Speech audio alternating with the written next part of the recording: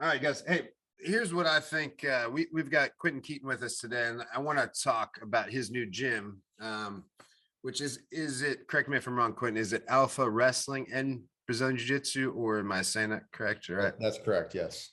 Yeah, I'm not used to putting the wrestling before jiu-jitsu right now. But really, actually, just kind of throw me off. But really, there's been people asking about the gym. You've been doing a good job of marketing for the last couple weeks, month or so, or maybe even a little bit longer, right? Yeah, about a month. Talked about it on and off a little bit before then, but let's I think the best thing we do, and I see already like a couple of people on this live Instagram are from Spencer, so that they're already interested, right? Like people want to know what's going on. But I think kind of what we should do, since there's probably more people, especially like obviously Gary, who lives in North Carolina, let's talk about what Spencer, West Virginia is. It's a small town, right? And I live in Charleston, which is also a small town, but it just happens to be the capital of West Virginia. So it's a little confusing because it's not that big, but Spencer's a lot smaller. But that being said, I think what I've noticed is Spencer's growing. I know that might sound weird for people that don't know, but I'd like, especially with your business and your other businesses and things that I've seen, like, I go to the hospital up there for my real job. And every time I go up there, I see a little bit more, like, which is cool. And that's, and the period, like, and it may not seem like that way to you because you're there, but it's kind of like that one time, like when like I don't go as often as I used to. So like I might go once every 6 months or once every year. So like that's a big difference. It's like when somebody's losing weight and you're around them, you don't really notice. But if you hadn't seen him for 6 months, you're like, holy crap, you look a lot different, right? Right. Yeah, that's what I think's going on. So I guess tell us about Spencer a little bit and why you're there and what's going on, and then we'll go from there. Yeah. So Spencer is we're about an hour north of Charleston. This is my hometown. I grew up here, went all throughout school here, high school. I wrestled here in high school, middle school, and I moved out of town when I got out of high school. Lived in Charleston for several years, trained at your gym for a while I was there. And I had an opportunity to come back here and run a car dealership. So I did. I had a couple kids, and Spencer, being that it's such a small community, it's a great place to raise children. So now I've got 3 kids, and it's just a really safe hometown feel to it. And you're right, it is growing. We do see a lot of people, new faces every day in the dealership. And just all the land that seems like it's being sold is from out of town. There's a lot of people moving here, whether that be from the pandemic or just people wanting a simpler way of life. But with that, some of the folks that have moved in here, they do see that there's not as many opportunities as there are in some of the larger metro areas. So that's sort of what led me to open this gym, was not only giving my kids and their friends and all the other local community folks an opportunity, but all these new folks a place to train too. So yeah, and I was just gonna say I appreciate stuff like that. Like growing up in Southeast Ohio, Athens, Ohio, even though we had Ohio University right there, it's still like one of the poorest counties in Ohio. I went to the school in the poorest school district in Ohio, and yes, it was a college town, but there was no jiu-jitsu there until I started jiu-jitsu in about 2010, 2011. There was no jiu-jitsu. There was wrestling, but there wasn't a lot of things to do if you weren't doing the big sports. And so like I'm living in High Point now, which is, High Point, North Carolina has the population that is twice the size of the county that I grew up in. So like just the city alone. So it's a different life here, but growing up in Southeast Ohio was kind of the same thing. And actually anybody and Butch can tell you this, anybody north of Columbus thinks that Athens, Ohio is part of West Virginia anyway. So everybody's a little confused, huh? But actually that's kind of a cool thing when you're talking here, I think. And it might be kind of interesting. You guys could probably talk what it's like to start a place in a new area, right? And obviously, Clinton, you're still going through that, but that kind of might be interesting, right? Because that's not an easy process. Like it's not easy anywhere, right? It's not easy in a big city, and I come from Cleveland, so it's a little bit different. Like I guess if I had to open a gym in Cleveland, especially now, like I always tell my wife that, like, because for example, I have job offers a lot. It doesn't mean that I'm going anywhere because we're quite happy here, but like it's one part of the the deal with my job is like, screw this. And then sometimes my wife will kind of talk about it or entertain it, and she's like, yeah, we could just start the gym there. And I'm like, Lisa, man, like if we start the gym in LA or something, because she wants to go where there's a beach and there's nice hot weather. I'm like, man, we'd be like some pretty small fish in a giant pond, just unlike now, right? Like she's like, you could do it. And I'm like, no, that's where like Jake Shields and all these famous people have gyms, and of course she doesn't get that part, but it is one of the kind of unique things and kind of the blessings that we have in a way, right? Is that because it's not about owning, in my opinion, like here's what I think. I don't think it's about starting a gym because we want to be a big fish in a small pond. Like I think we'd all agree that's the opposite of what any of us would like, right? Meaning that it's great now that it's happened, because I already mentioned that. It's awesome that we have a gym and it's successful. But why that's great is because like I have an opportunity to be something in the community and be a little bit more than just a gym that's taking from people. I want to give back, right? So part of the giving back is teaching, of course, and giving back. That's part of it. But then the other thing is doing special events. We donate a lot. We're part of a lot of, like, we're obviously currently now friends with the mayor. She works out with us sometimes, and we do as much as we can. We're always part of like these little foundations. Everybody knows us, and for the most part, I think people say fairly positive things, and that's because we help, as many people as we can, and we do what we can. We donate, give money to people if we can.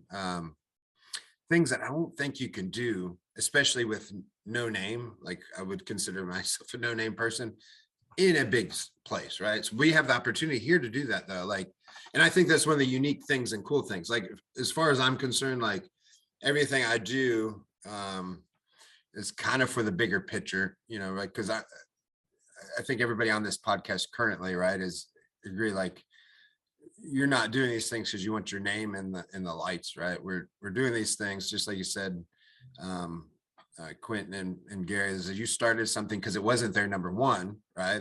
And so you're fulfilling a need. But then number two, it's like, hey, this is where I'm from.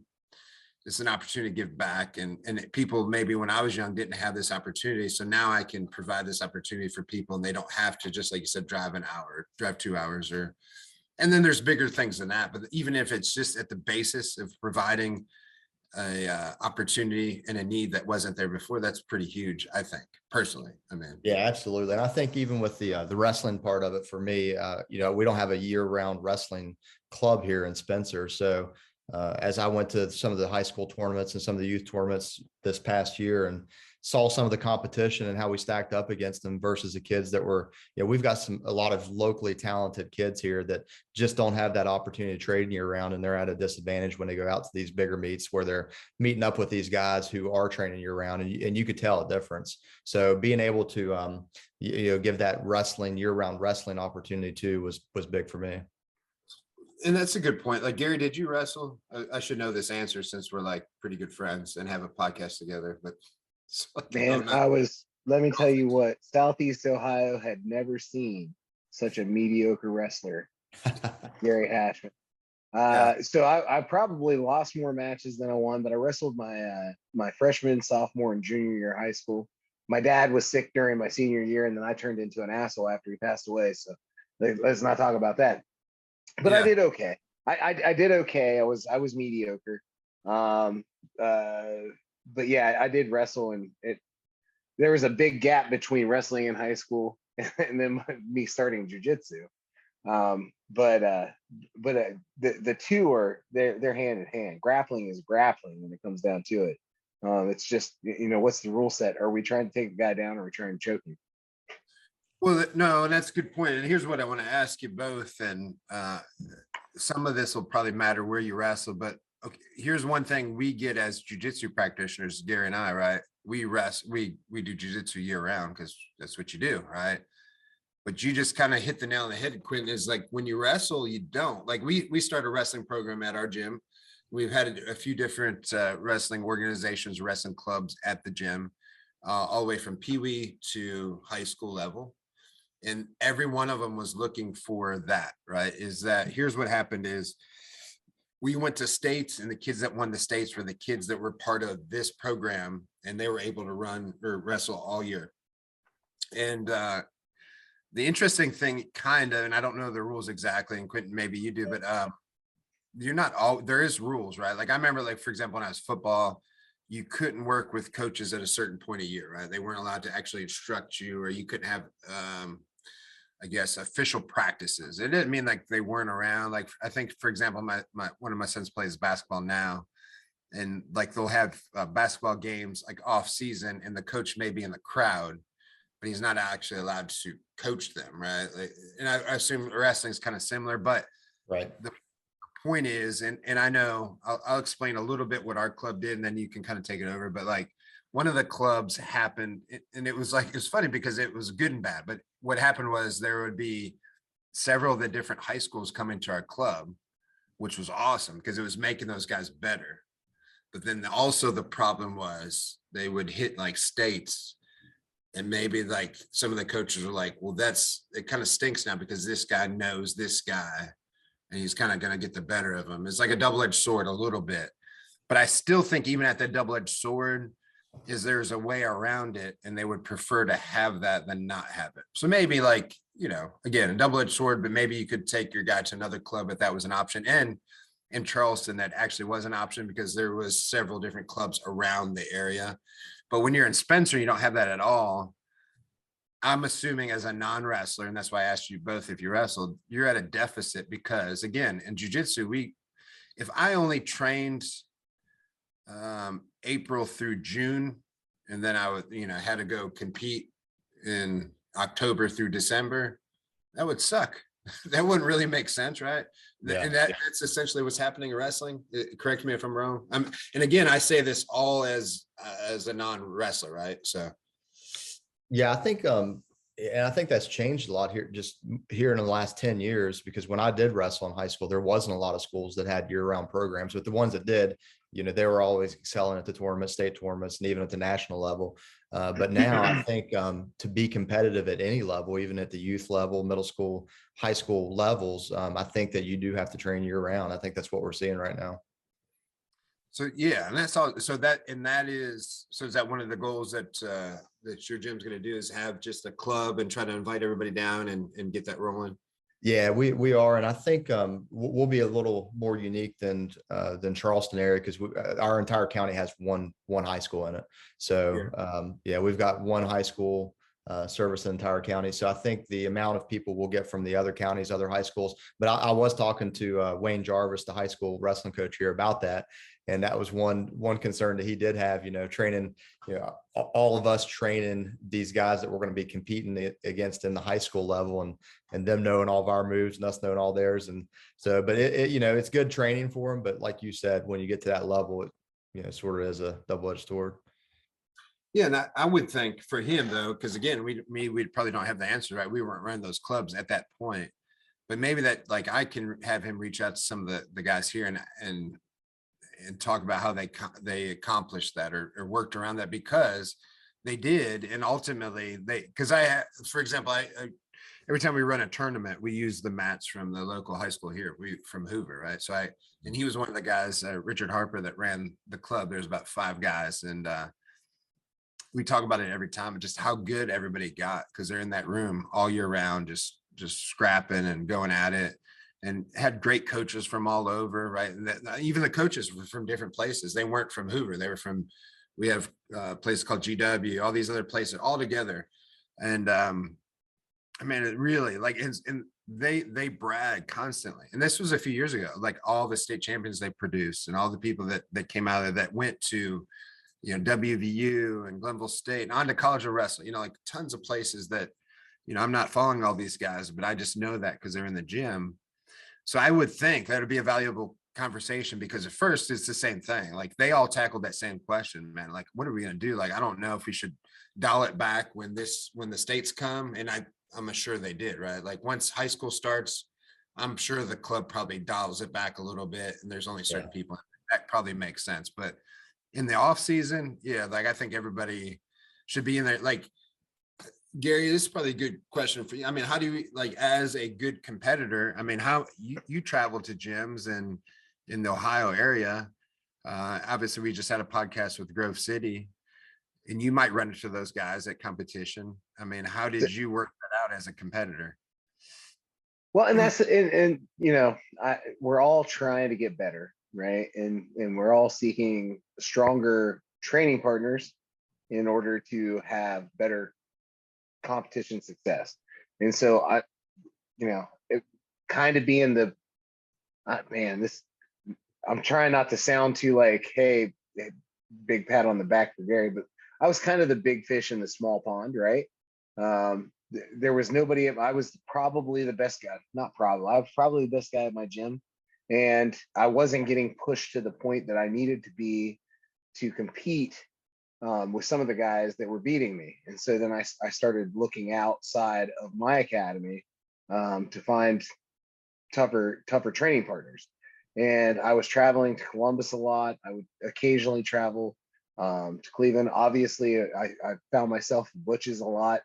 And it was all striving to just like pick up techniques here and there, pick up stuff that would help me. But I never felt like there were times where I would train with people who maybe I would see in competition, but I never felt like it gave me an advantage over them. As far as like knowing their techniques, it wasn't like I went into Grove City to like learn somebody's techniques or if it came down to Butch's, I wasn't learning somebody's technique. I was just trying to add to my game. And most of the time when you're doing that, you're doing it outside of a competition. It's a little bit different because with jiu-jitsu, you have competitions or every other weekend there's a competition you can go to. But for me, like as far as like finding people outside your home base, I think it's a good thing. When I was in high school and I wrestled in high school, we would always go to other local schools and train with them. So Trimble, where I went to high school, we would go to Athens, which is 15 minutes down the road, and we would train with those guys. Or we would train with the guys at Nelsonville, and they always regularly had state level guys that were there. And you could say that we were going there to like learn their moves or whatever, but those guys beat the dog shit out of us every time we went over there. So it was making us better, but not at the expense of them. It was just making us better. We were not going to catch them because they were doing all the stuff that they needed to do to be state champions.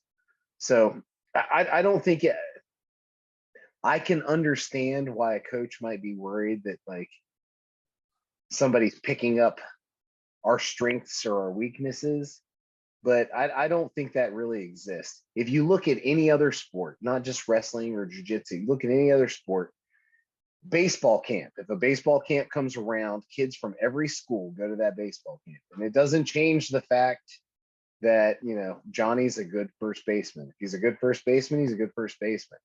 It's just everybody's trying to get better.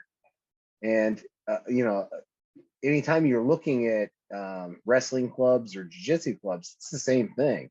You'll travel to those places and you'll go to those places to get better at your game. It doesn't change anybody else's game. If Johnny's good at first base, he's going to be good at first base. And if Johnny's good at single legs, he's good at single legs. If he's got a great high crotch, he's got a great high crotch. You're just trying to add to your game. It's an opportunity to get more bodies and more training partners and to get better at your craft. And I think that's what it is, regardless of the sport, whether it be jiu-jitsu, baseball, football. It's an opportunity to make a year-round thing. And I'm not sure why we think of wrestling different than other sports. Nobody has a problem sending their kid to football camp, and their kid might be at football camp with kids at the 3 neighboring high schools. But when it comes to wrestling, there's an issue with that. That doesn't make any sense to me. Quinton? What's your thoughts, Quinton? Yeah, no, and to touch on what you were saying there too, a little bit with the, just having more warm bodies to train with, I think that's another advantage of having that year-round gym, because what you get a lot, I feel like you get a lot is these kids, they go in at a disadvantage and they get beat out so quick that they discontinue their career in grappling, whether it be wrestling or BJJ. And I think you guys touched on this on another podcast with Butch, and opening affiliate gyms and not charging people for that, because you do want to grow that network. You do want to grow the numbers to training partners and more, just more warm bodies to give you access. So yeah, I think not just having that year-round access, but training these kids to have more training partners is going to give them advantage. I know when my boys were wrestling this last year, their fiercest competition were the teams that had 3 or 4 kids in that weight class, because those kids were getting that good quality training with multiple training partners. Whereas my 2 younger boys, they didn't have anybody in their weight class to train with. So they were training with, kids that were either way better than them or smaller than them. So I think that just having that access to multiple kids coming to a gym is definitely a huge benefit. Yeah, I think it'll be cool to, like you said, to offer that in Spencer. It's not been there before, and maybe think about it. Like, again, even if that's the thought process initially, that, hey man, I'm not saying that's, when somebody's thinking that, like, we're not making fun of them whatsoever. Cause I think that's initially, again, we had a gym full of killers and killer coaches, and they had the same thought process. But I do think, just like both of you said, I think it's just not used to it in wrestling, because normally it's this high school versus this high school, and that's all you think of. Whereas if it's this high school that plays basketball and this high school that plays basketball, it's a team sport. They may scrimmage. We don't really think about it because it's a team sport, right? Like, I think that's where it's it's a little different. Where if we're going to compare kind of apples to apples in a way, as in jiu-jitsu, where Gary said he'll go to another gym and he doesn't feel like, if this guy's really good at arm bars, or for, to kind of copy off the last podcast, the guy that was really good at crucifixes, right? It's like, now his move. Did you stop it? Maybe, maybe not. He's still crucifixing everybody and probably has a DVD on crucifixes now and everything, and it's still his thing. It's just, yeah, you're aware of it. You know what I mean? But that's kind of the deal with all that, is like, if in everything in life, I think here's the deal. I know in jiu-jitsu and wrestling, right? If I'm in a wrestling room, if I probably pin somebody 3 times the same move, and eventually I'm going to be like, hey man, like, here's what's going on. Like, you got to fix that. Right. Mm-hmm. And then it's their job to fix it at that point. And then that makes me better. And hopefully they get better. It's the same thing, man. Like, just because you know what I'm going to do, you still got to stop it. Right. And if you do stop it, then it's on me, because I got to get better too. I can't say, well, that's because you knew my moves. Like, essentially, the first time we wrestle, you should kind of know my moves. You can tape it and rewatch it, right, and go from there. I mean, again, I'm not saying nothing bad. Like, the guys, what the guy in Spencer said is perfectly rational, and it's the same thought that all of us probably have. We just got to rationalize it to a point that makes sense for us, right? Yeah, and I think that's easy to do, just like we just did here. I think that you're right. There's no difference in any other sport. There's still film available to watch, and the only difference is you're getting that hand-on-hand experience with the other person. But it makes you better, and in the long run, I think it will make you better. So, what is your plan? So, are you gonna? I guess let's kind of finish that off a little bit. So let's just talk about the wrestling. How long are you? What's your plan with that? I guess what is exactly how you're going to run that year round? What age groups? I guess just give us a whole rundown on that. Yeah. So we're going to try. We're going to do 5 days a week of training. On Monday and Wednesday, the plan is to do Brazilian Jiu-Jitsu, break it up between a kids class and an adult class. Then on Tuesday and Thursday, have the wrestling, and on those 2 days we're going to have a small kids class, like a 4 to 6 year old, just sort of introductory to the mat, getting them used to a wrestling room, getting them used to their bodies, not necessarily high contact, but just getting them used to the sport and falling in love with the process and getting in the gym. And then after that, having more of an advanced wrestling class for the older kids up to high school, and then having some camps and clinics. We've already got a couple great guys. One of them coming from the wrestling club back in the day, who went on to wrestle for WVU.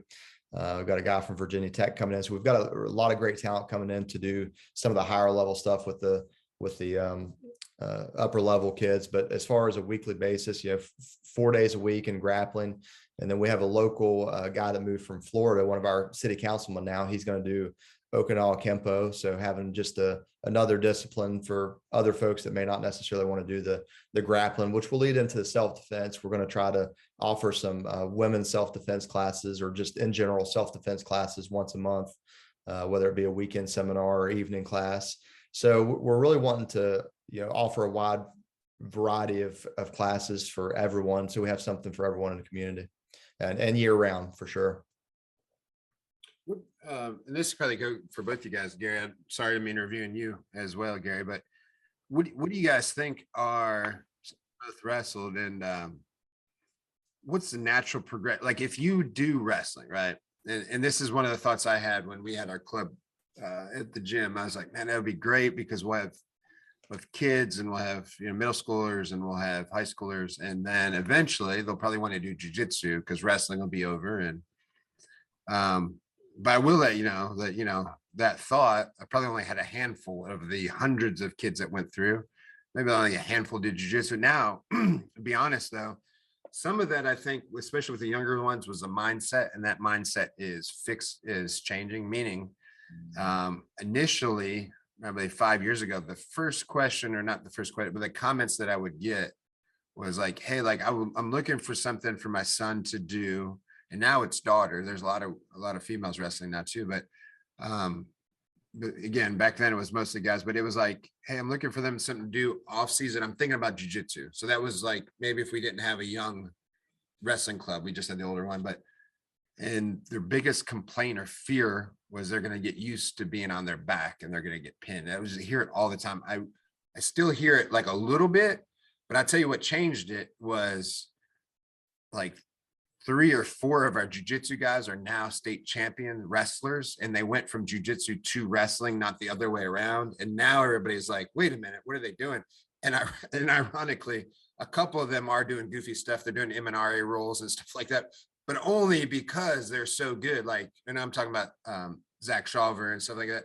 They're goofing around. Like if they know they can beat this kid, like they're starting to do jujitsu stuff. But my argument with that, just so you know, before you guys talk, is like if I kickbox and I go to box, I don't forget I can't kick you, right? Like it's, I'm not going to accidentally, now that I switched to sport, think, oh, I'm going to pull guard on this guy. Oh, I got pinned. Like it is kind of weird, but I do understand, I guess, the thought process. If you're a parent, you've never done either one, you're just looking on the outside. So what is your thoughts on that? And I see, Gary, I saw you laughing. So what do you think? We'll start. Well, I laugh. Okay. So I laugh because my son, here's what it really boils down to is, what did your kid start in? Yeah. Right?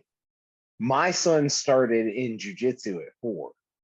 And so he had always had a jiu-jitsu mindset, and then he started wrestling. So 4 years old, he starts doing jiu-jitsu. He started wrestling when he was in kindergarten. So kindergarten, first grade, second grade, he wrestled. He lost a couple matches, not because he wasn't the better grappler, but because he pulled guard. And like there was a kid that he couldn't snap down. And this is obviously, this is first grade. It doesn't really matter that much. So we're talking like itty bitties, but he had tried to snap down a couple times, and then he kind of pulled guard on this kid. He ended up kind of sweeping, but he had lost the match because he got taken down. Right. So I can see their concerns as far as like that going into, but when you get to the point where a kid understands the rules, kids know that, not that it doesn't matter at first, second, third grade, but once you get into middle school, kids know the rules of the match. They understand what's going on. So you don't have to worry about that. This is just another part of a bigger game that we're thinking about. But when we put parameters on everything, some parents let their kids cuss. That's fine. Like, hey, around me, you can say shit, damn, goddamn, motherfucker, whatever. But when you go to school, you can't say that, right? And they don't go to school and say all of the 7 words that you can't say. So once they get to a point where they understand the parameters and it really starts to matter, junior high and high school, I don't think kids are, they're going to understand it. You know, maybe your 7-year-old won't understand it as much.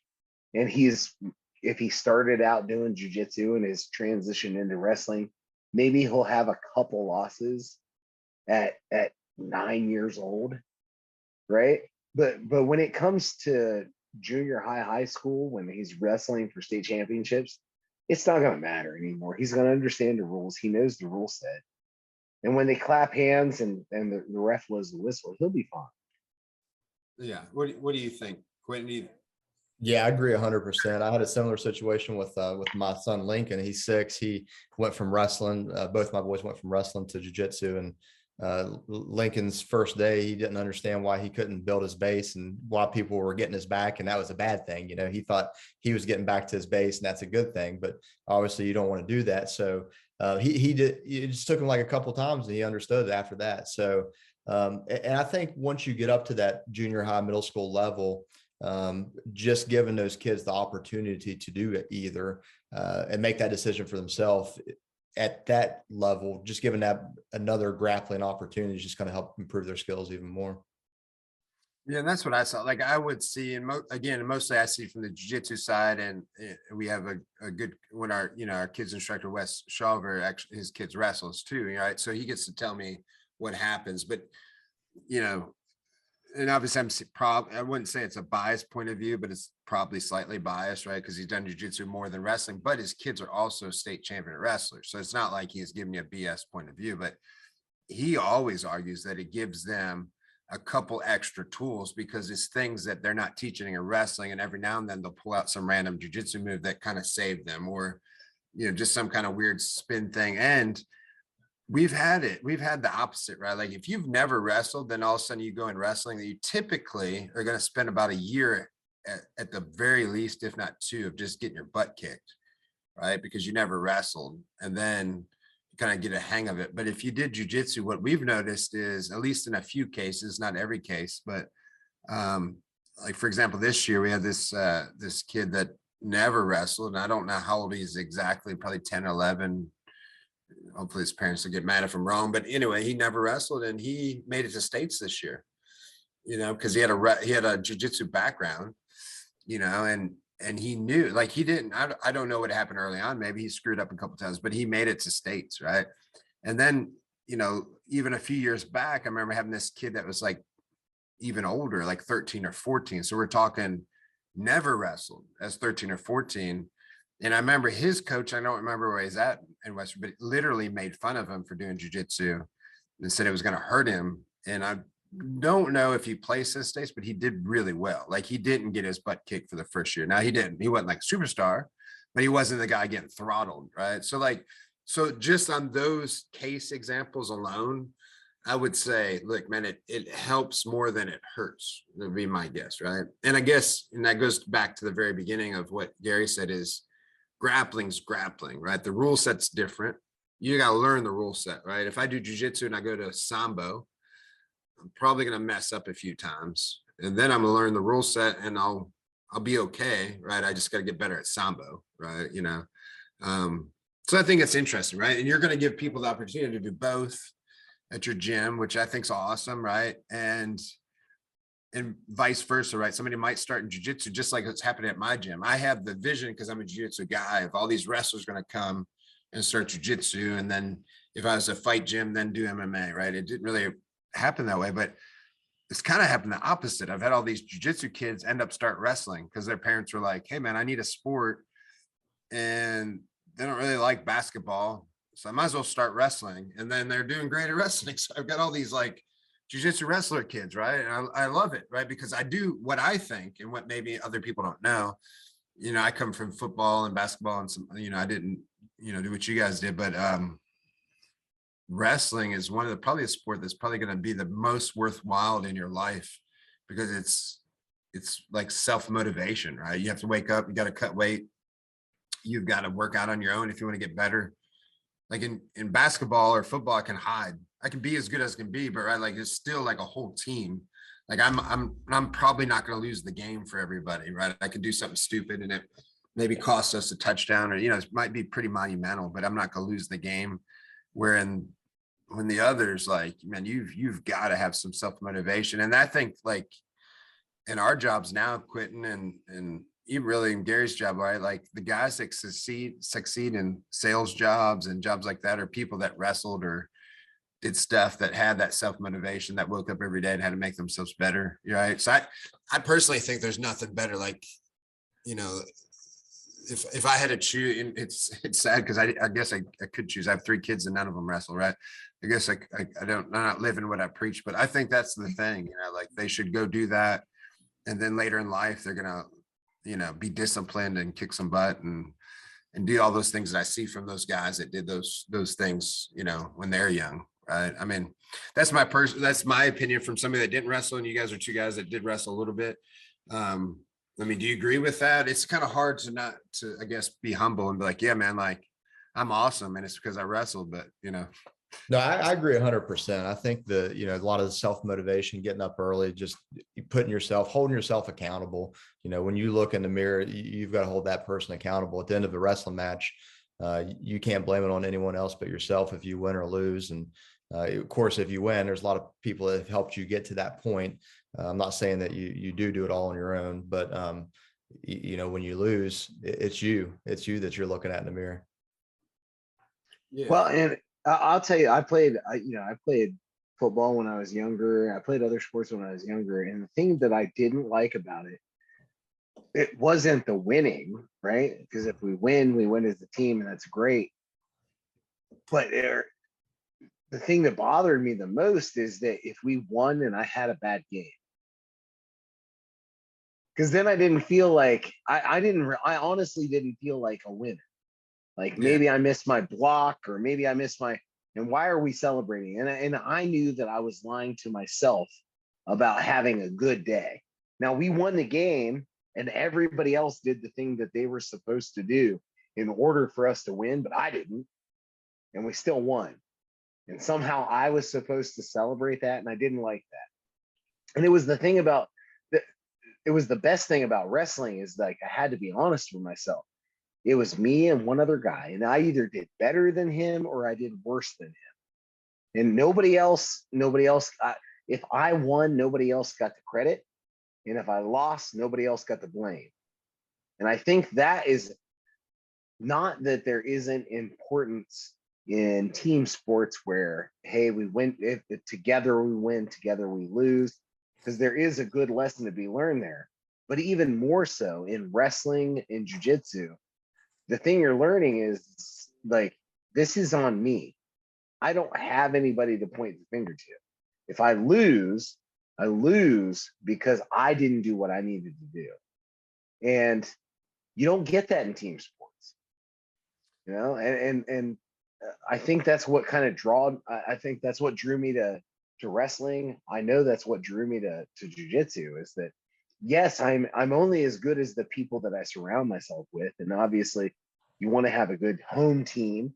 So when I started out, or whatever, but if I am at the top of my home team, I knew that it was upon me to seek out better training partners. And so that's the reason I would go to places like Grove City, or I would go to Butch's, or I would go to try and make it up to Ronan, or I would go to Cleveland, is because what I was doing was working at home, but it might not work elsewhere. And so I was seeking out people who could stop me from doing what I wanted to do. And then I would have to grow as a competitor.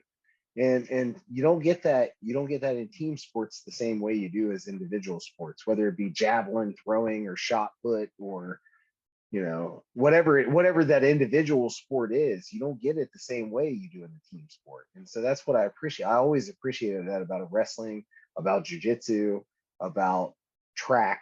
I ran track in high school too. I was the worst. Listen, I ran the 800, I ran the 4x8, the 2 mile, and the mile, and I was always last. But I owned it, and that was, but that was the thing, is like, I got it. Yeah, I wasn't that good at it, and I came to terms with it, but I was always trying to get better with myself, you know. And sometimes wrestling it's kind of like golf, where sometimes wrestling is not jujitsu. It's not being the best. Sometimes it's just making myself a little bit better. I remember when I started jujitsu, I had a guy, Big Rob, and he beat the piss out of me. And he it was 6 months of just getting tapped. But it was kind of like golf, like you're trying to take strokes off your game. I would show up and I'd be like, Rob is only going to tap me 8 times today. Yeah. And then when he only tapped me 8 times, it was like, Rob is only going to tap me 7 times today. You know, and eventually, not only did I get to break even, but then I tapped Rob. And I've talked about it on the podcast before, but that's still the greatest day of my life in jiu-jitsu, was the day that I tapped Big Rob.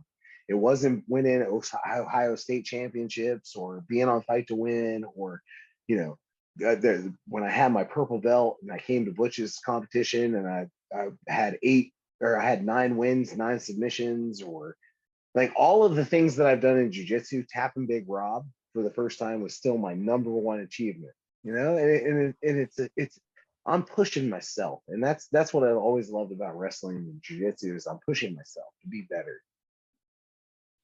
So and I'll put this one on you, Quinton. What do you think about this? But listen to you talk. I agree with everything you said, Gary, but here's what I was thinking. And it's an agreement, but I think, you know, it's a weird topic to go down, and we don't have to go down the topic. I just want to see what you guys think. This is what they're missing with that participation trophy in team sports, right? Is if they're saying nobody wins or loses, and then you're like my kids, when they go to soccer and they still get a medal and they got creamed 20-0, they're like, we don't keep score. We're like, oh, well, I did. They lost 20-0. It was awful, right? Whereas you can pretend you don't keep score in wrestling, but you just got slaughtered. Like, you know what I'm saying? Like, or jiu-jitsu, you can pretend, like, and I don't pretend. You know, you go to tournaments, there's no pretend. There's no, you know, and I'm sure in wrestling they don't pretend either. But that is why, exactly what I just said, like why these people are better in life, because they felt that sting of defeat. And it came down to, all right, yeah, I got my butt kicked. Do I want to get better? Do I want to quit? What am I going to do right at this moment? And this shapes my life from this moment on, right? That is kind of what's missing in team sports in the 2000s to 2020 when they started this participation trophy thing.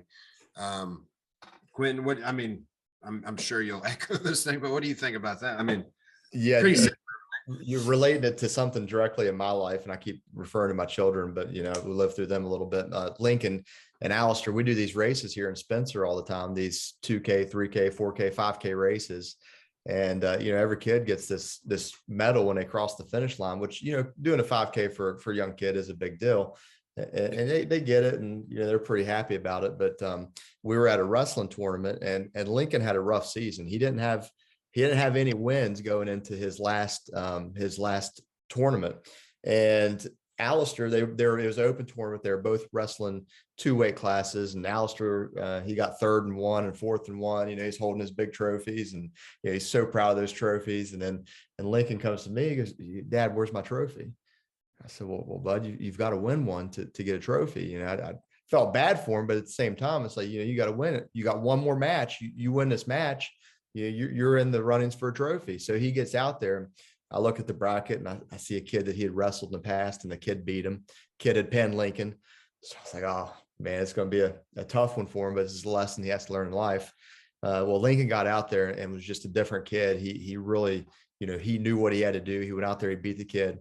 He got a trophy, and you may have seen the picture Andrea posted, but him holding that trophy in the air was the proudest moment that kid had in his life, because he earned that trophy. And that is what you do when you're on these individual sports, is you earn everything that you have.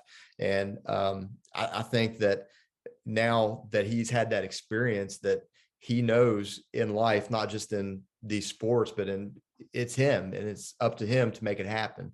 So, and I see that a lot in business. Yeah, I've hired a lot of people that have participated in different sports, and you do see the folks that have been in the individual sports have sort of a different work ethic about them. They step up to the plate when it's necessary, and they're not the person pointing the finger why they can't do their job properly, or why this happened, why that happened. So yeah, I think definitely the individual sport folks have learned a lot of lessons in life. Yeah. Well, I talk about the truth, right? There's truth on a mat. You don't get to lie. We all come to practice, and whether it's wrestling or jiu-jitsu or any other grappling sport, when we show up, the truth will it exonerates us of all lies, right? Like, we can pretend that we're a badass and that we can do a lot of things, but when we go out there and we roll, and I've always said this about, not that I'm not grateful for my black belt, and I am, but we can go onto the mat, we all drop our belts, and we can all roll for an hour, and we know who we are and where we line up. The mats do not lie to us. And it's the best thing about wrestling, it's the best thing about jiu-jitsu, is that you cannot fib your way through it. You either did the work and it showed itself, or you didn't do the work and it showed itself. But the truth is there. We all get to find it together. Yeah, that's absolutely right. And I think, man, we're lucky, right, that we have all chose a sport where we get to choose, get to show this, I guess, or, share this with other people. And that's kind of the point of what we started this with, right? Hopefully you'll get to introduce this to more people in Spencer, West Virginia, which I think is, unless you've done it, and we've all kind of been through it, we can preach all day. But people need to feel it and they need to see it, right? Spencer's a great town, little town. Like, I'm assuming, because I know as soon as I come through this one direction on 119, they're like, welcome to Raider Town, or whatever that sign says, right? They love their football, which is awesome. And now you're having the Roane County, I don't know if are they calling it the Roane County Rumble? Because I fought in Roane County like 1998. It was called the Roane County Rumble. So I don't know what they're calling it now. I have a t-shirt that says that. But anyway, Mike Shepard's brought some fighting back. Things are happening, right? And that might be another thing that you look into. One thing, obviously, because I say that because you have Kempo and you're having other things, right? And that's kind of a lot of the reasons we have kickboxing and boxing. We've somewhat got away from fighting at the gym because several things. One is, as a trainer, I think if I can't devote the time for you to be a real fighter and to be a real coach, then you shouldn't be fighting, right? Because fighting is a sport that you can actually get hurt severely, and quite frankly, you could actually die fighting, right? Like, I mean, that's not a joke. You really could. Like, at one point when I had to give a speech for MMA when we were legalizing it, I was telling the risk of boxing, just because boxing is a accepted sport. We all love boxing, right? Nobody thinks twice about it, but like 4 people a year die in boxing at some point. I don't know what the statistics are now, but the point is, you could get hurt, right? You can get hurt in everything we do. Wrestling hurt, jiu-jitsu, you can get hurt, right? But anyway, the point is, I guess you're bringing something here, and there's going to be opportunities, and then there's going to be people that want to fight, right, at your gym. But even if those people at your gym, I guess you don't have a fight gym per se, you're going to give them the tools where they can train certain things, and they can pick up some other skills at another place if they wanted to. Parkersburg's not too far from you guys either, which Mike Shepard has a great gym, does boxing, kickboxing. You combine that all together for guys that want to compete too, right? But the point is, now they have the opportunity. A lot of these guys didn't have that opportunity, because I know, like, as you said, like you're a guy that lives there that's coming to Charleston, which is an hour away, an hour plus away. Some of the guys that are listening on Instagram right now that I know that I've been kind of talking to while we talk, they fight, they do some things. Dude, you guys are going to have an excellent opportunity to like do some amazing things out there. I think that's awesome, right? Like, I know I kind of get off on a whim on the fighting thing, whether you do or do not do that, right? But it's going to be a thing for the community where you're going to have the skills that you can kind of put on to some other things besides wrestling and jiu-jitsu. And I think having the karate and the self-defense is going to be an amazing thing too, which allows you to give back to the community, which I know is a goal of yours, right? Absolutely. By the way, like, before I go too far, because we might forget, where is the gym located in Spencer? And I'm asking because I don't know a ton about Spencer. Like, if I'm on the main road where McDonald's is and Go-Mart, is it near that kind of stuff, or on the other side where Tudor's is, Walmart? Yeah, so else? You go past Walmart, Tudor's, just a short piece. And this is, it was a skate land before. It was a skating rink. And it was purchased by another local businessman, Chad Kuhn, who he and his wife, Krista, have completely renovated this area into an activity center. And I've rented a room from them for the gym. And then they have the bigger activity center for bigger events. But it's about from where I'm at the dealership right now, Jack Do It Forward. And so I'm about a mile away from it from here. So pretty close to centrally downtown. Yeah. What's awesome. And for Gary, obviously you've never been to Spencer, but Spencer's not a giant town, right? I'm not making by any means, but like you come in to the town, which I think actually is kind of cool because there's going to be any town that's got a Walmart is a pretty big town, right? Walmart's kind of a big deal, right? You've got that going for you. But I honestly, that's what I said. Like, man, I lived in Glenville, West Virginia, who just won some kind of NCAA female basketball championship. It's a big deal. But I say that because Glenville is little tiny and we had a McDonald's and a Pizza Hut. That was it. Yes. Spencer's rocking it, man.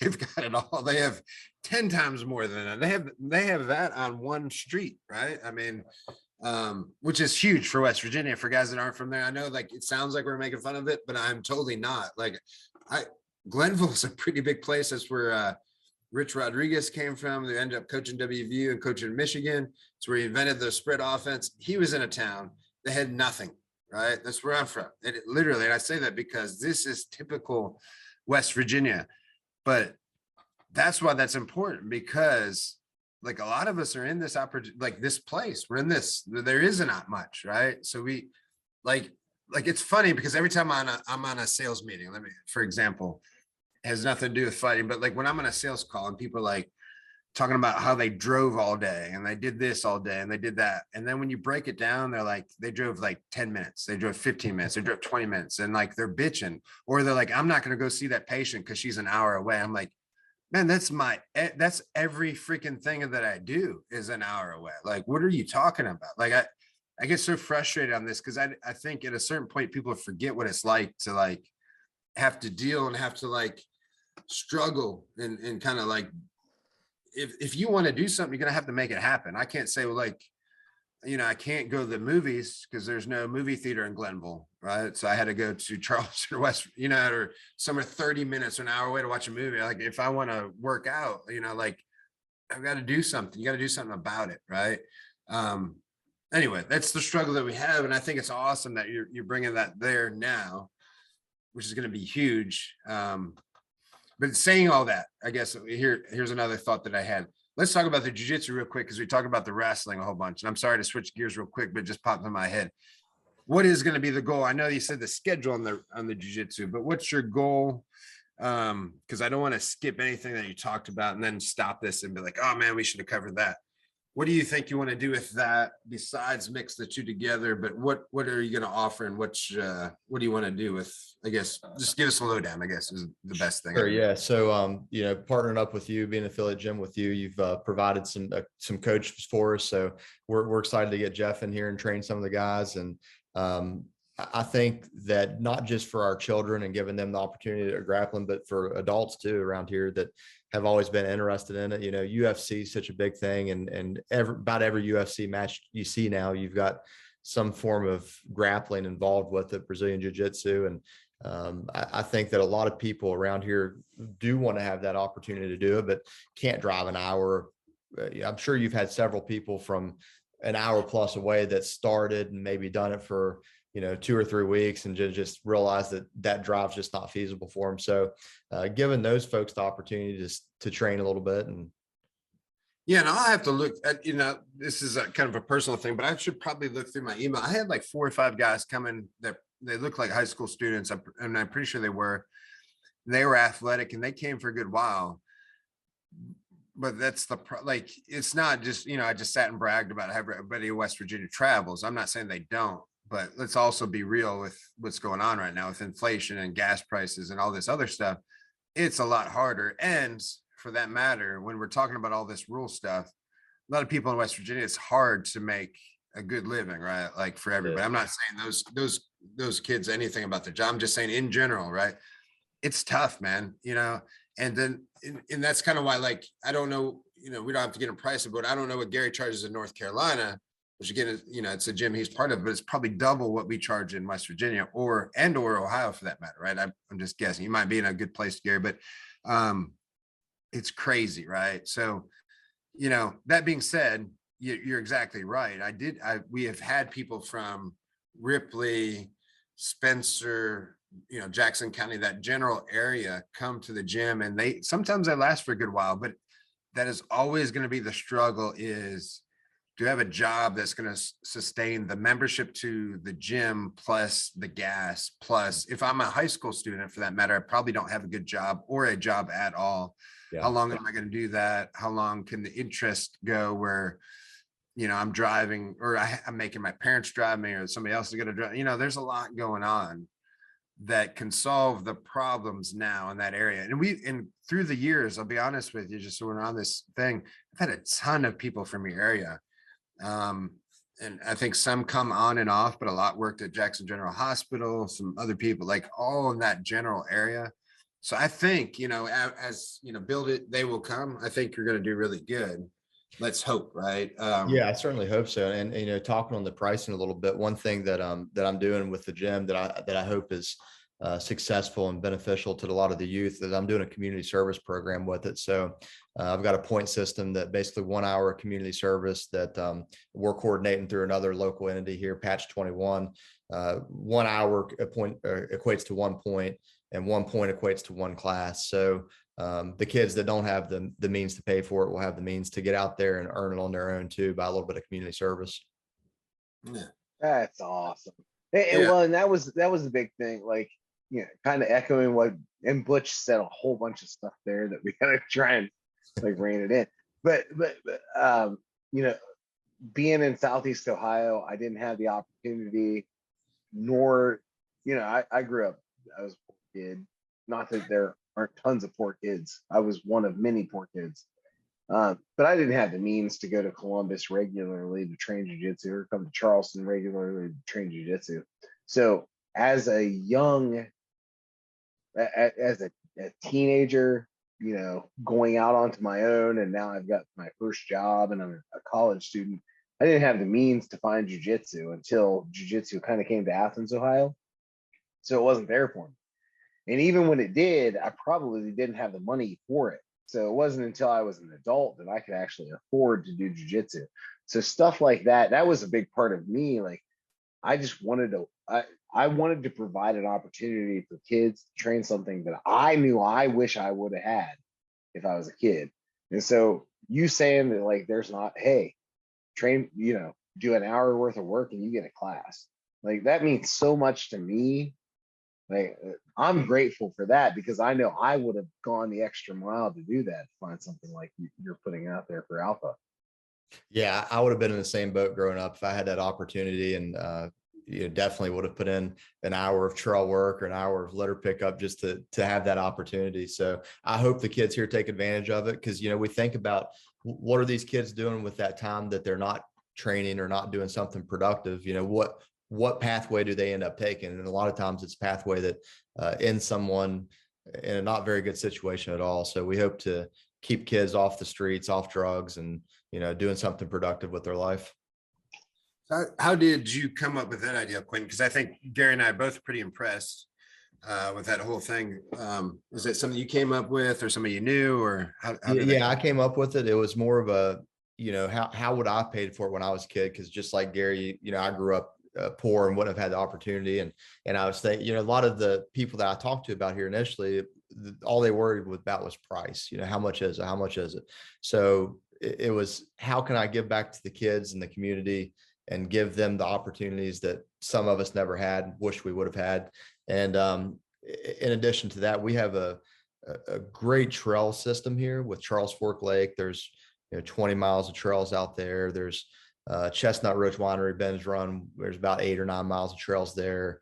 We're working on some trails up at the hospital. So there's a huge trail network here in Roane County that it really doesn't have the volunteer system to help keep it sustained. And I think that if we did, I think more people would utilize that and just translate into a healthier, better community. Well, and that's a good point. Like, even Gary, I'm sure you're impressed. Like Quinton's a hell of a smart guy, isn't he? Honestly, when you're talking about the trails, I thought this is important to remember, like, or to mention. Obviously, you run or you have ran. I know that. Yeah, I still run. Yeah, and do you still mountain bike or ride bikes? And Yes, yeah.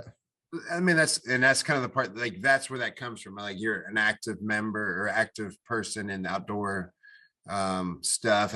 And we have mutual friends who Gary knows, Rick Bowman as well, who does the same kind of stuff. And that's kind of how we're all connected. But, I think it's amazing the fact that you're putting that all together, which is, again, I think we've kind of echoed this whole thing, is that everything's beautiful and you're putting like things into motion that need to be put into motion, especially in the community. Is like the problems we have in West Virginia, which is probably 100% is nationwide, is people aren't as active as they used to be, right? And so we have an obesity problem. We have a big drug problem in West Virginia in particular, but probably obviously nationwide. But I think, we've been a lot of the documentaries on Netflix, meaning West Virginia, Huntington in particular, some other places. But if you're going to do something for the community besides like, hey, I just have jujitsu, hey, I just have wrestling, and then we hope people show up, is to kind of add those things in, right? And that's kind of what you're doing, and going to continue to do. And really, I hope that by people listening to this podcast, including Gary and myself, is that, again, that's what we all hope to do, is add things to the community and be something bigger than just a gym. So maybe we can learn some stuff from you. Like, Gary, I mean, like, he's come up with some really good stuff and his gym's barely open. Maybe we need to step up our game, huh? We need to get on it, man. Well, absolutely. I'd not thought of that. When I originally started doing Starbreak stuff, I was at my wife was working at a low income housing, and she was a property manager there. They had a community space that wasn't being used.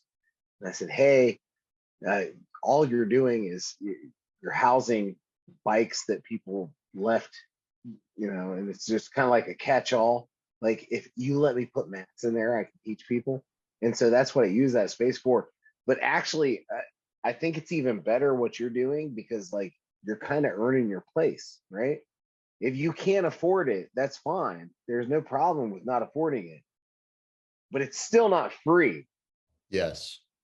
And I think that's an important lesson, is like, it's not free. You still have to earn this. Somebody has to pay a toll for this. This is still a growing experience. This is still important enough that you have to pay for it. And I wish I would have done something like that, rather than saying, hey, all the kids here can do it for free. Because that's what I did, is just like, hey, whoever lives here at the low income housing, they can do it for free. And the kids didn't appreciate it the same way. Yeah. And I think earning a class, hey, I have to do an hour worth of work. I do that with my kids. Like, you don't get video games until you do your chores, or you don't do. It's kind of the same thing. It's like, hey, if you want this, you need to show me that it means something to you. Yeah. Well, that's a good point, Gary. Let's talk about why that's important. Quinton, you can go first, so I don't cut you off, but I think that's an important subject. I preach that at the gym a lot of times too, of why, because people a lot of times they'll come to the gym and say, I don't have any money, and they don't really have a solution, right? And I've got some stories and some advice that was given to me from my mentors, and why that's important. I do want to talk about that, because I think it's important to tell people why they need to earn it and why they can't just go for free, besides all the other nonsense of us paying rent and it's not free for us and there's a reason we have to pay the bills. That's one thing. But there's something special, almost like you said about your son, Quinton, winning that trophy and earning it. There's something special about going to a gym and earning it and working for it, and why you appreciate it, which is your words, Gary, but that's just as important.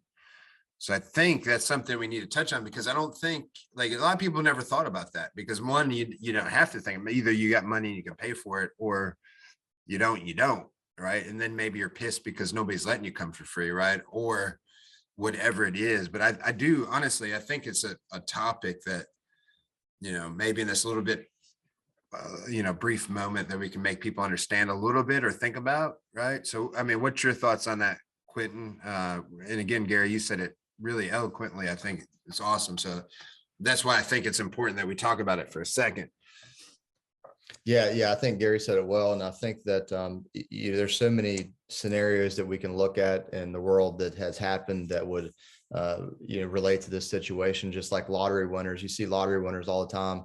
They win this jackpot, they win this big amount of money, and they end up pissing it away or getting themselves into trouble and living a lifestyle that they thought they were going to live because they didn't have to work for that money. They didn't work for that money. When you work for the dollar, or when you work for whatever activity you're doing, you appreciate it so much more. And by doing that, you're teaching kids responsibility, and you're hopefully putting them on a pathway that they will become productive community citizens at some point down the road. And I think in this area, in a lot of areas, that just the opportunity is not there. So you give them that opportunity, and it could change lives, it can change communities, and the whole community could turn around because of that. Yeah, and I think it goes from what you said, earning that trophy, all the way down, right? Is there something that when you earn something, you appreciate it? When you work hard for something, you appreciate it.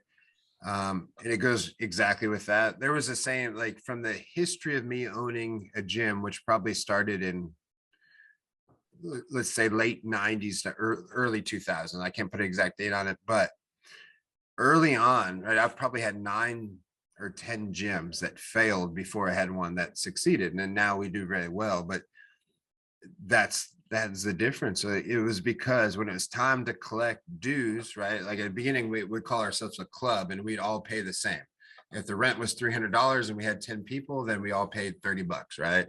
And that was the thing. But what would happen was, when rent was due, let's say 5 of those 10 people didn't show up for the 2 weeks rent was due, and they showed up immediately after, right? And then maybe I didn't have the balls or like the aptitude to ask for the money, because I'm like, well, they're my friend, they know it's due, and then all of a sudden they're 6 months behind, and we're picking up the slack. But that person's always coming, he's just not showing up when the money's due, right? And so there's always that problem. And so that was what would happen. Like, the gyms would shut down because, 1, I didn't ask for the money, 2, they didn't give it. And it's, it is what it is. And then it got to the point where, I was like, look, man, I'm done with this stuff. They keep failing. And then, my mentor now, which is Marcelo Montiero, that does jujitsu. And again, I've had this advice from many people. It's just, for whatever reason, Marcelo put in a way that I listened and I appreciated it. But he was like, look, man, like,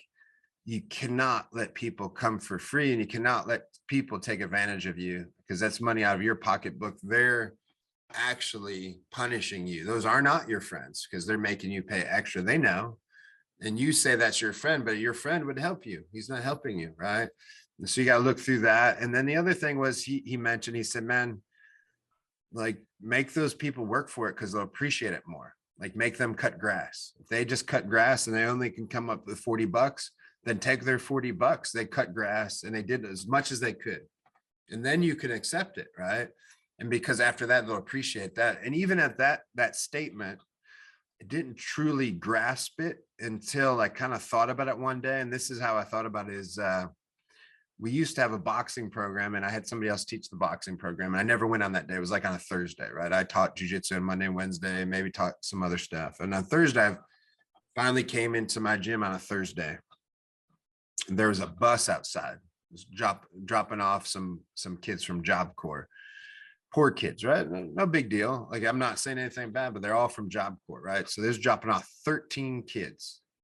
Not one of them paid, right? So I was like, dude, where are these? What's going on here? Who said, like, why are none of these kids paying? And they're like, well, I don't know, nobody's asked me, right? But what happened in that period, and not to, like, again, I'm not saying nothing bad about those kids or Job Corps, but that's what would happen every Friday when I'd come in, because I never came on Thursday. And why I was pissed, there would be water bottles all over my gym. Things would be tore up, be things scattered, right? Because they didn't pay, so they didn't appreciate it. They didn't have to keep the gym clean. Now, if you paid $20, you paid $40, you paid $60, you paid your dues, that's your gym. So you kind of took care of your gym. You picked up after yourself. You picked up after somebody else. You cared about your property. You wanted your mat to be clean. You wanted to even chip in and say, hey, man, I don't want to catch ringworm. Can I help mop the mat, right? All of a sudden now you had like, you had like some ownership in the place, but all those kids that snuck in and came for free, they either trashed the gym or stole from the gym, right? I put in security cameras, and then that's who I found out was stealing all the t-shirts, right? And doing all this because they had no skin in the game, right? It was just a place that it was there. They didn't care. They had no ownership in the place. They didn't work hard to be there. Therefore, they didn't care if it disappeared, right? And just kind of putting that thought and process, again, that's not putting down that particular entity, meaning Job Corps, or those particular people, because those are great people. It's just people in general, all of us. Like, right, if I go to a gym and I don't pay anything to be there, then I don't really even think about that place. I don't care if it's there, right?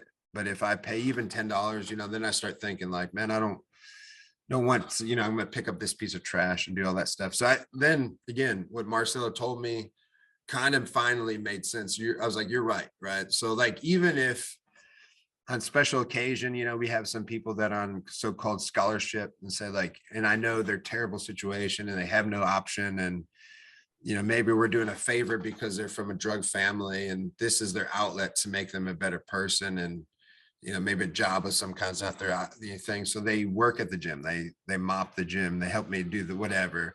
That's their opportunity. But like, I'm always making them earn that position also without abusing my power, right? Because that's the other thing. Now I have power over this person. I don't need to be a douchebag either, right? It's like, okay, you got to you're doing your fair share. And I really, really appreciate it because you don't have to do it. You're actually taking some load off me. But I think it's super important, right? Because that same effort and same ownership and same skills and thought process is the same thing we said that your son did to earn that trophy. They're earning that spot, and hopefully later in life they'll do the same thing for somebody and their kids and everybody else, and they'll learn to love something, appreciate something, and things aren't given to you. You got to work hard for things, right? It doesn't mean like, look, man, like I'm not like, I think that's the hardest thing too, as all of us as instructors, is we also have our time doing that because we don't want you to think that I'm just trying to take your money, right? Like when I'm a greedy businessman, that's not it, right? I think we can all agree that our endeavors need to be profitable to stay open, but our endeavors are not our jobs. All three of us have other jobs that provide income for our family. These things are something that has to provide, or I'm not going to keep it open. Like if I had to keep paying thousands of dollars every year, tens of thousands of dollars, I'm not going to keep this open, right? So, but it has to be profitable to stay open. So we shouldn't be guilty or ashamed of that, right? Because I've been through 9 closed gyms. I'm not ashamed of that no more. Like I have to keep this open. If you don't understand that, then start your own gym and see how that goes, right? We'll see how that goes. But I think that's the important thing. Like I said, I wanted to bring that up because I don't think people truly understand that. I think all of us that have people come to the gym and complain about the price, even my price is super low compared to like, gym, which is double or triple what I charge. And it floors me when people say like, well, you don't got no money in this. You just have a mat or whatever. I'm like, you don't even understand how life works, kid, but anyway, I think it's kind of important in a roundabout way, just for all those things. I mean, maybe it's important for me. I was going to say, first, I'll say go price mats. I don't know if anybody's priced mats lately, but they're not cheap. Or wall mats that matter, right? To put on your wall. Yeah, it's crazy. Mat cost is expensive. And that's the thing, is like, I don't think any of us here are in this to make money. If we make money, great. Right? That's the way I always felt about jiu-jitsu. Is like, I'm opening this because I want the opportunity to, 1, train with more people, and 2, give it an experience for people who might not otherwise experience it. That was the reason I started my academy, is because like I knew that there were a lot of people who couldn't afford to do it, and so I wanted to give them the opportunity to do it. But they're like, I'm sure everybody here I'm still in debt for starting an academy. That was 3 years ago. Now and that doesn't make me a hero. It doesn't make me shit, right? But the reason I did it is because I love grappling so much that I want as many people as possible to be exposed to it. And it helped me because I was able to, yes, there was a little bit of selfishness because I wanted to spend more time with my son, who is also doing jiu-jitsu, and I wanted more opportunities to train with him. But two, because this thing that brought me so much joy, right? And I competed and trained, and like I feel so much happiness about myself in doing jiu-jitsu that I wanted to share that experience with other people. And so that's the reason I did what I did when I started Bobcat, and even now trying to keep Bobcat going at what it was when I was there. Like the whole thing is just like I love jiu-jitsu so much. It made me feel more me in doing it that I wanted to do it. And I'm sure it's you guys too, Quinton. Weigh in. We'll shut up. Yeah, no, I'm right with you. And you know, the whole reason it wasn't just my idea, my wife, you know, she was a big part of this and wanting to, you know, just spread that love that we feel with the sport of wrestling and Brazilian jiu-jitsu to the whole community. So yeah, I'm with you guys.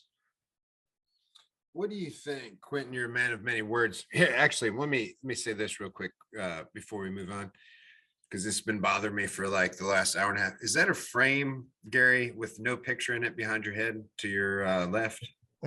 It's a mirror. All right, that works. It's been bothering me. I was like, who has a frame with no picture in it? You see what I'm talking about, Quinton? It looks like a frame with no picture in it, doesn't it? No, it's better than a frame with the stock photos in it, right?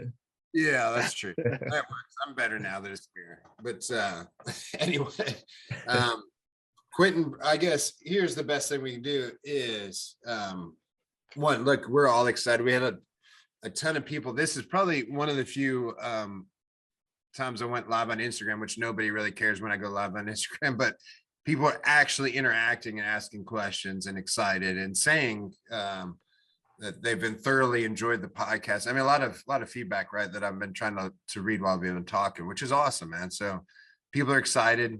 They're ready for you to open up. And so I guess that's the point is, when are you opening up? Is there anything you can add to that? And I guess give us anything else that you want to say about the gym coming up. Yeah, Tuesday, May 17th will be the first wrestling class. And then Wednesday, May 18th will be the first Brazilian jiu-jitsu classes. If you can follow us on our Facebook and Instagram pages, we'll have more information on it. All the details with registration, the who, what, when, where, how, all that's going to be on there. So I'm trying to roll it out as quick as possible. As you guys know, it's a lot going into as you're working your regular jobs, then trying to do this on top of it. So just trying to get all that information out there as soon as we have it and post it when it's available. I think it'd be awesome. And look, you got the full support. It's a cool thing about, you know, obviously we're on this podcast, we all support each other, but we're a big giant team. We'll all try to support you as much as we can and do anything we can. And I think things will kind of probably continue to grow and change, and we'll hear a lot more in the coming up. Maybe we'll follow up and do something after you start and see how everything's going. But I'm excited, and I think everybody around here is excited. It's a good hell of an idea with awesome people. So thank you for doing that, man. I think, you know, Gary's probably learned a lot. He doesn't live in West Virginia, so he's like, he doesn't know what the heck we're talking about half the time, but you know, that's great. What do you think, Gary? First of all, you act like I don't drive through West Virginia every single month to go up and see my guys in Athens. But it's very true. And I've been, yeah. Brett, do you know how much money I've spent on the West Virginia Turnpike? What a rip. I hope you got an easy pass. I hope. No, I don't have an easy pass. I pay $12 every time I go through that goddamn. Now it's $4.25. I don't know if you know that or not, but they bumped the price up. That's that Governor Justice, that crazy guy, you know. God damn. But yeah, no, so I know West Virginia, and I still train at. Listen, I'll be up probably sometime in May to see you, Butch. And awesome. Hey, call Bowman up because I need my ass beat. Yeah, well, Bowman, I don't with you, Quinton, but he fell off. Well, who knows? He likes to stay private, but anyway, he's got some broken. Let's put it that way. Bowman, I don't think Bowman likes us talking about him ever, so that's why I just cut it off. He's the funniest guy. I love to talk about him the most because he amazes me. I'm like, man, he's got this problem and this problem and this and that, and everybody's like, and he's still kicking my ass. And he's got like one leg and no. It this. doesn't make it never made any sense to me. No. First of all, he's smaller than me, so he shouldn't be as strong as me, but he is. And he doesn't, it sounds like he doesn't train as much as me, but he still beats my ass. And like all of these, it comes back to the whole, like, I put in the time, I'm supposed to be better than him, and I'm not. We all agree. I've trained the guy and he's a killer. And I think Quinton would agree on the biking and the running and everything else that he doesn't also do. And he still like crushes most people in that stuff. That's right. He's an inspiration to us all, which is the thing, I like to be around people that are better than me and everything. It makes me a better person. So that's why I'm on this podcast with you two. You guys are awesome. So man, I appreciate it, man. Thank you for everything. Thank you guys for having me on. It was fun talking to you guys. I really appreciate it. Yeah. All right, Gary, send us off because you seem like you're happy with your. I am happy, guys. Thank you for listening to the rest round. We'll be back shortly, I'm sure. I've had a little too much bourbon, so this is going to be a fun sign off. Well, we need to sleep, so that's perfect, man. All right, man. Excellent. Have a good night. I love you all. Thank you. All right. Bye, guys. Bye.